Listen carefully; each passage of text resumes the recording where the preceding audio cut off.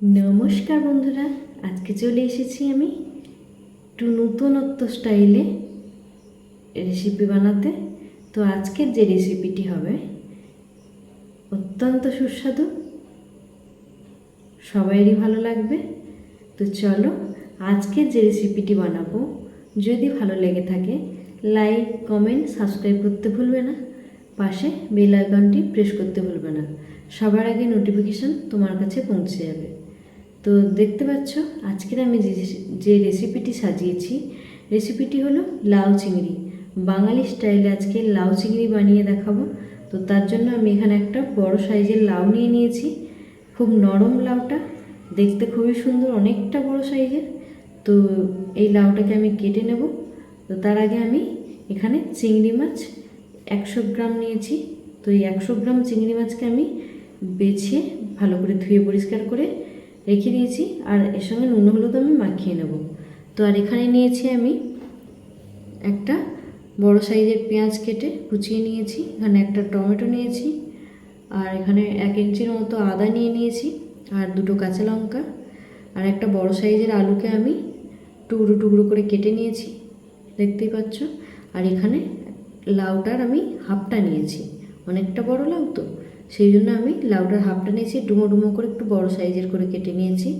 যেহেতু নরম লাউ, সেদ্ধ হতে বেশি সময় লাগবে না, সেই জন্য বড় সাইজের আমি লাউ করে নিয়েছি। তো চলো এবার রান্নাটা চাপাই। এখানে আমি কড়া বসিয়ে দিয়েছি, আর এর সঙ্গে আমি তেল দিয়ে দিয়েছি।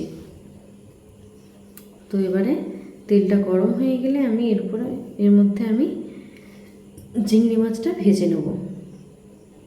তো নুন হলুদ মাখিয়ে রেখে দিয়েছিলাম চিংড়ি মাছটা, এটাকে আমি ধীরে ধীরে ভেজে নেব।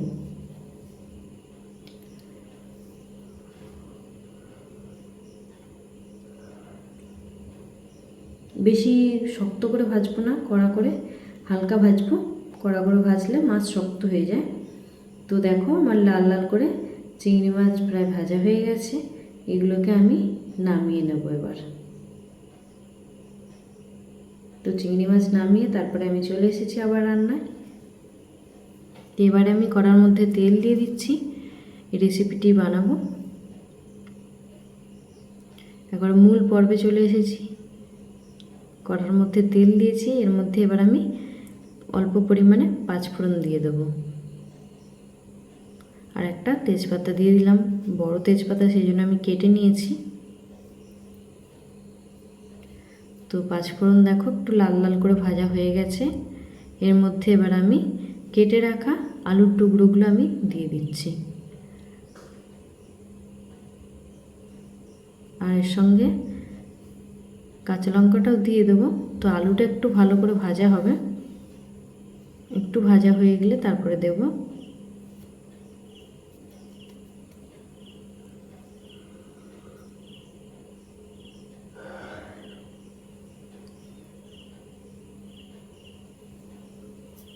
তো দেখো এবারে আমি কাঁচা লঙ্কাটা দিয়ে দিলাম। তো এর মধ্যে এবার আমি টমেটো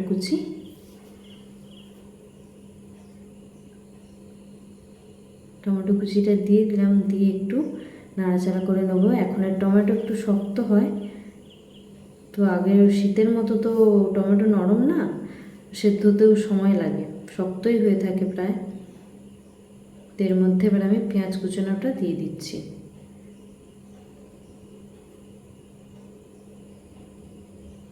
তো এবারে আমি এগুলোকে ভালো করে ভেজে নেব। পেঁয়াজ টমেটো আলু এগুলো ভালো করে আমি একটু ভেজে নেব।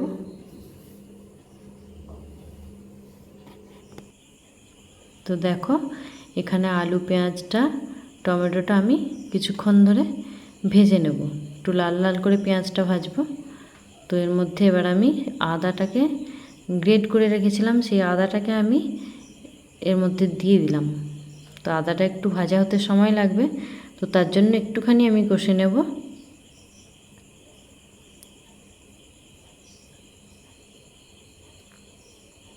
তো এবার আমি কষা হয়ে গেছে, এবার আমি লাউটা দিয়ে দেব। তো লাউটা দিয়ে আমি একটু নাড়াচাড়া করে নেব, ভালো করে সব কিছু মিশিয়ে দেব।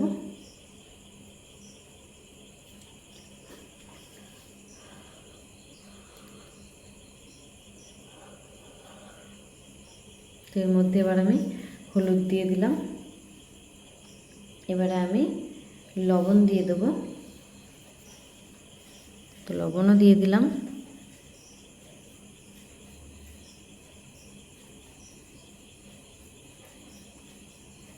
এবার একটু সময় নিয়ে একটু কষে নেব। লবণ দিলে লাউগুলো একটু নরম হয়ে যায়, একটু কমে আসে, সেই জন্য আমি লবণটা দিয়ে দিলাম কষার সময়। তো বেশ কিছুক্ষণ একটু কষিয়ে নেব।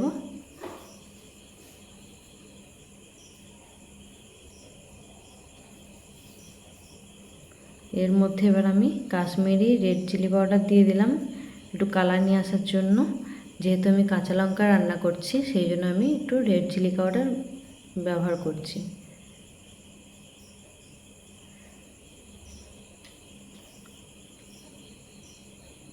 তো এবারে আমি এর মধ্যে জিরে গুঁড়ো দিয়ে দিলাম, জিরে গুঁড়ো দিয়ে দিলাম।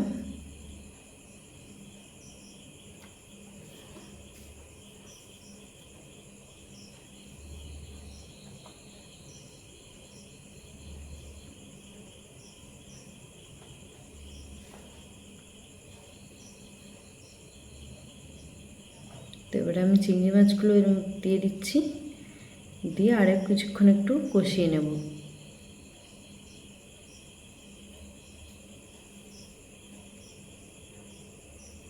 তো কষানো হয়ে গেছে, এবারে আমি জল ঢেলে দিচ্ছি। তবে বেশি পরিমাণে জল দেবো না, অল্প দেব, যেহেতু লাউ থেকে জল বের হবে। দিয়ে এবার আমি ঢাকা দিয়ে দিলাম।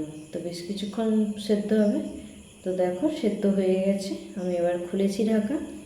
তো দেখো কেমন কালারটা হয়েছে, কেমন সেদ্ধ হয়েছে।